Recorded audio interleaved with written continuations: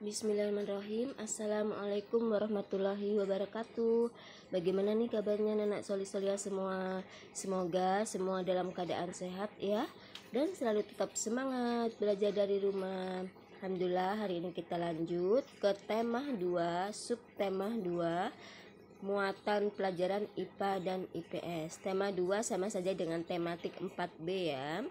Nah, alangkah baiknya sebelum pembelajaran dimulai, kita baca basmalah terlebih dahulu. Bismillahirrahmanirrahim. Nah, tujuan pembelajaran hari ini untuk muatan IPA yaitu yang pertama, mengidentifikasi manfaat perubahan energi terletak pada pembelajaran pertama. Yang kedua, mengidentifikasi perubahan bentuk energi listrik terletak pada pembelajaran ketiga. Baik, kita lanjut. Mengidentifikasi manfaat perubahan energi. Silakan dibuka buku paketnya halaman 41. Pada subtema 1 sudah Bu Lita jelaskan ya, energi itu apa? Energi itu adalah kemampuan atau kekuatan yang mendukung manusia untuk melakukan suatu hal ya. Itu adalah energi. Nah, dalam melakukan kegiatan sehari-hari, kita tentu memerlukan energi ya, baik kegiatannya menggunakan alat maupun kegiatan yang tidak menggunakan alat. Nah, alat elektronik yang kita gunakan sehari-hari ini memanfaatkan perubahan bentuk energi. Berikut contohnya. Kalau di halaman 42 di buku paket kalian, itu kegiatannya adalah bersepeda. Nah, energi apa yang digunakan? Karena sepeda itu ada dinamonya dan dinamo tersebut mengandung senyawa kimia, maka sumber energi dari sepeda tersebut yaitu energi kimia ya. Dan terjadi perubahan apa? Perubahan energinya apa? Yaitu energi kimia menjadi energi gerak. Ya, karena sepeda kalau di kayu maka akan menjadi gerak ya. Maka perubahan energinya, energi kimia menjadi energi gerak. Nah, selanjutnya ini apa? Anak bermain layangan. Nah, bermain layangan ini sumber energinya yang digunakan apa? Angin kan? Nah, layangan ini bisa bergerak jika terkena energi angin kan? Nah, maka perubahan energi yang terjadi yaitu energi angin. Ya, apabila terkena angin, maka menjadi gerak. Ya, energi kinetik ini sama saja dengan energi gerak. Jadi bermain layangan ini perubahan energi yang terjadi yaitu energi angin menjadi energi gerak. Nah, ini yang kedua, ibu lagi setrika baju. Nah, setrika ini itu sumber energinya itu energi listrik ya. Jadi setrika itu bisa dimanfaatkan apabila dicolokkan ke listrik. Nah, apabila sudah dicolokkan ke listrik, maka setrika itu akan berubah menjadi panas kan? Nah, maka perubahan energi yang terjadi yaitu dari energi listrik menjadi energi panas. Contohnya lain apa selain setrika? Yaitu magicom. Nah, magicom apabila dicolokkan ke listrik, maka akan menjadi panas, bisa buat menanak nasi ya.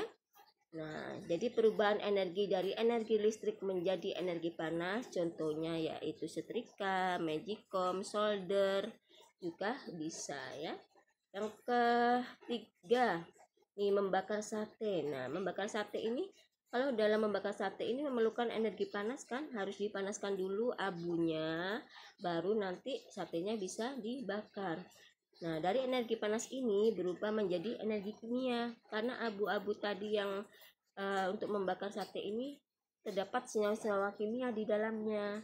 Maka perubahan energinya yaitu energi panas menjadi energi kimia ya. Nah, ini petani garam sedang menjemur garam.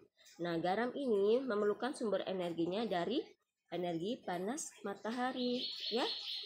Nah, setelah itu perubahan yang terjadi yaitu energi panas tersebut akan berubah menjadi energi kimia karena di dalam garam apabila sudah dijemur maka terdapat senyawa-senyawa kimia di dalamnya ya.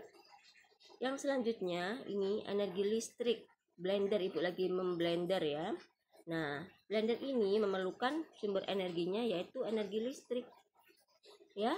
Apabila blender sudah dicolokkan ke listrik, maka blender tersebut akan menjadi energi gerak.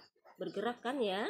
Nah, maka perubahan energinya yaitu dari energi listrik menjadi energi gerak atau energi kinetik. Nah, contoh lain apa energi listrik menjadi energi gerak? Yaitu kipas angin. Nah, kipas angin apabila dicolokkan ke listrik, maka akan bergerak kan kipasnya. Nah, itu kipas angin. Apalagi mesin cuci.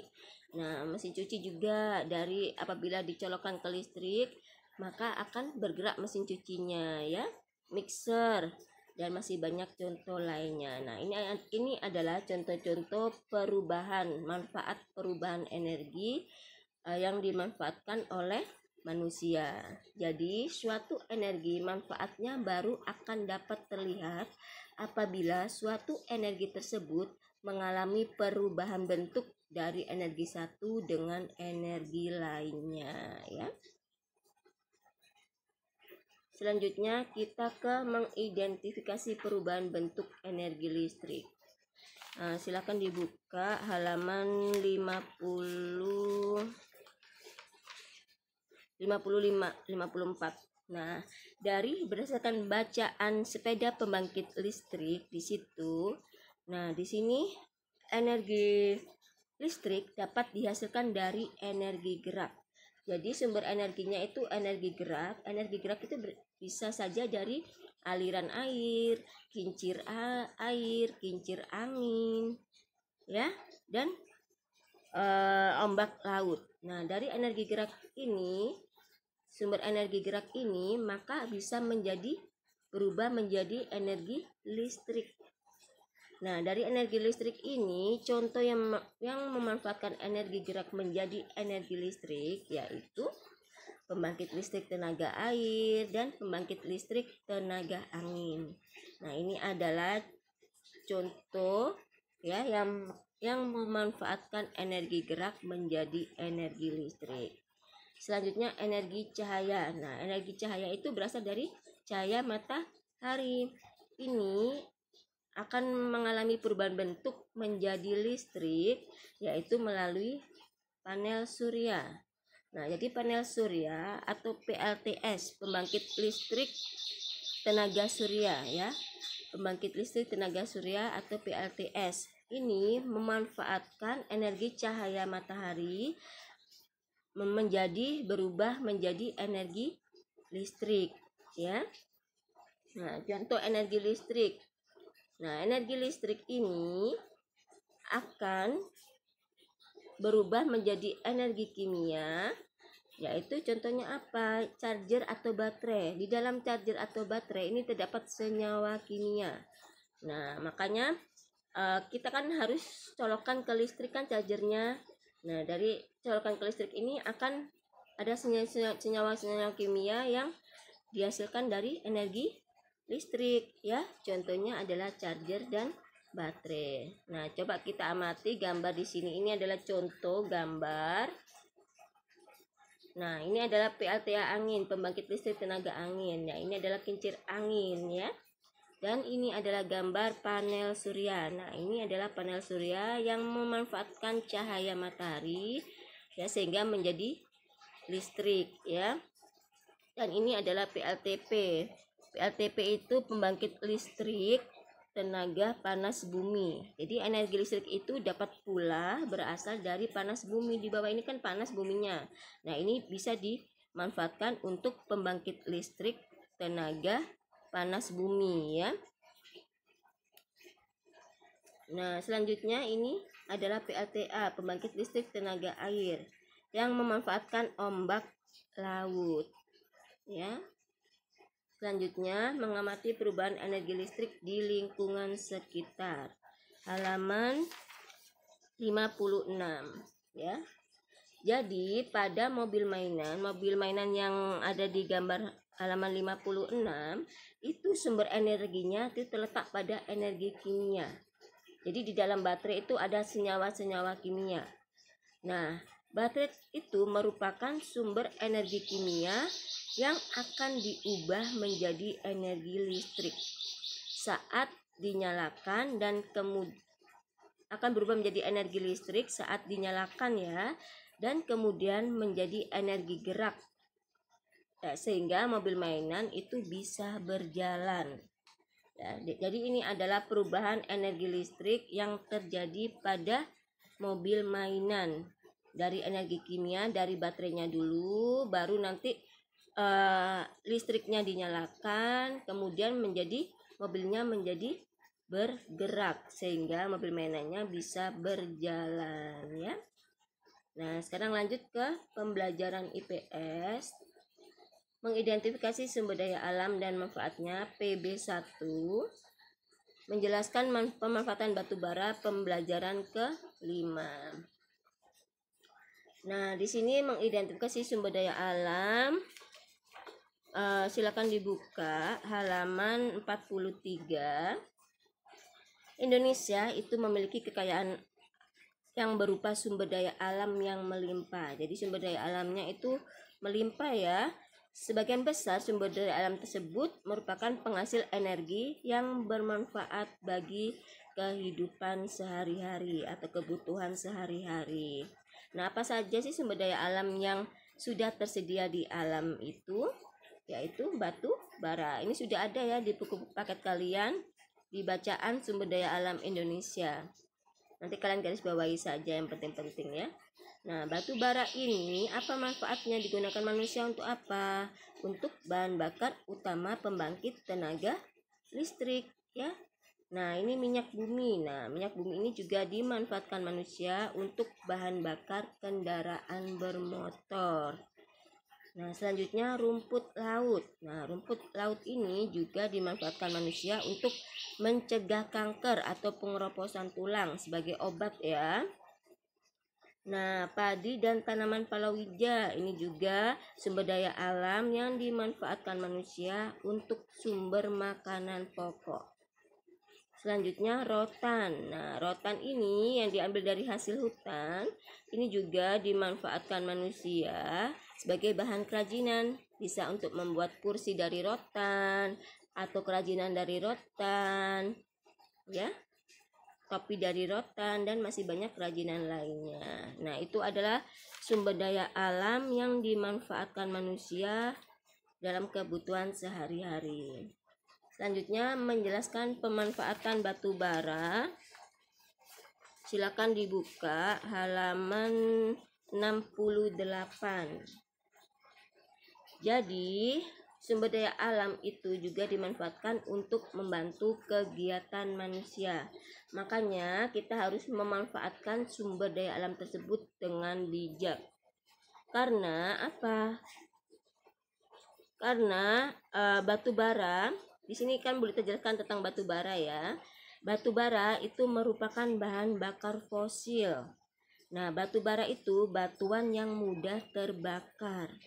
Jadi lebih dari 50% sampai 70% volumenya merupakan bahan organik yang merupakan material karbon. Nah, batu bara ini, ya kita jelaskan ya, batu bara ini terbentuk dari endapan organik berupa sisa-sisa tumbuhan yang tersimpan dalam tanah selama ratusan juta tahun yang lalu. Jadi batu bara itu terbentuk dari endapan sisa-sisa tumbuhan yang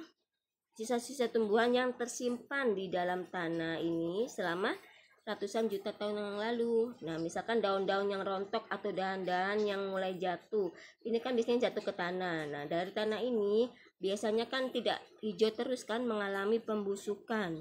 Nah, bahan-bahan organik tersebut itu akan mengalami berbagai tingkat pembusukan atau dekomposisi, sehingga menyebabkan perubahan fisika dan kimia. Jadi di sini proses awalnya endapan tumbuhan, proses awalnya pembentukan batu bara ya, endapan tumbuhan yang tersimpan selama selama ratusan juta tahun yang lalu. Nah, ini akan mengalami pembusukan. Nah, endapan tumbuhan tersebut akan berubah menjadi gambut. Gambut itu pit. Seperti ini ya gambarnya ya, gambut ya, pit. Nah, setelah dari pit selanjutnya akan berubah menjadi batu bara muda. Nah, ini adalah batu bara muda, warnanya keoren-orenan ya. Ini adalah lignite, batu bara muda. Setelah menjadi batu bara muda, maka akan berubah menjadi batu bara coklat atau brown coal ya. Nah, ini adalah proses terbentuknya batu bara. Jadi batu bara itu terbentuk ya dari endapan organik berupa sisa-sisa tumbuhan yang tersimpan dalam tanah selama ratusan juta tahun yang lalu. Jadi pembentukan batu bara ini memerlukan waktu yang cukup lama, yang sangat lama ya. Nah, sehingga kita sebagai manusia harus bijak, harus hemat dalam penggunaan batu bara ya. Pembentukan batu bara ini dimulai sejak Carboniferous ya, atau dikenal sebagai zaman batu bara pertama yang berlangsung antara 360 juta sampai 290 juta tahun yang lalu. Masya Allah ya, benar-benar ciptaan Allah luar biasa, Masya Allah. Nah, ini adalah berikut manfaat batu bara. Bahan batu bara ini dimanfaatkan manusia untuk menghasilkan metanol. Metanol itu apa? Bahan bakar cair untuk menggerakkan mesin di berbagai industri ya. Yang kedua, bahan bakar kompor briket. Nah, jadi kompor itu ada namanya kompor briket ya, itu bisa digunakan untuk memasak kebutuhan sehari-hari. Yang ketiga, untuk pembangkit listrik. Nah, batu bara ini bahan bakar untuk pembangkit listrik. Dan yang keempat, menghasilkan gas. Jadi bahan bakar gas industri itu dari pembangkit listrik tenaga gas memanfaatkan batu bara. Selain itu, batu bara juga bisa digunakan untuk bahan bakar kereta api ya. Jadi kereta api itu memerlukan bahan bakarnya dari batu bara ya. Semoga bisa dipahami ya penjelasan dari Bu Lita. Di buku paket kalian sudah ada semua ya, nanti tinggal digaris bawahi saja. Nah, untuk latihan hari ini, untuk muatan IPA, tolong kerjakan. Ayo berlatih halaman 47, nomor 5 dan 6. Sedangkan muatan IPS, menjawab pertanyaan halaman 70, nomor 1 sampai 4 ya. Jazakumullah khairan. Wassalamualaikum warahmatullahi wabarakatuh.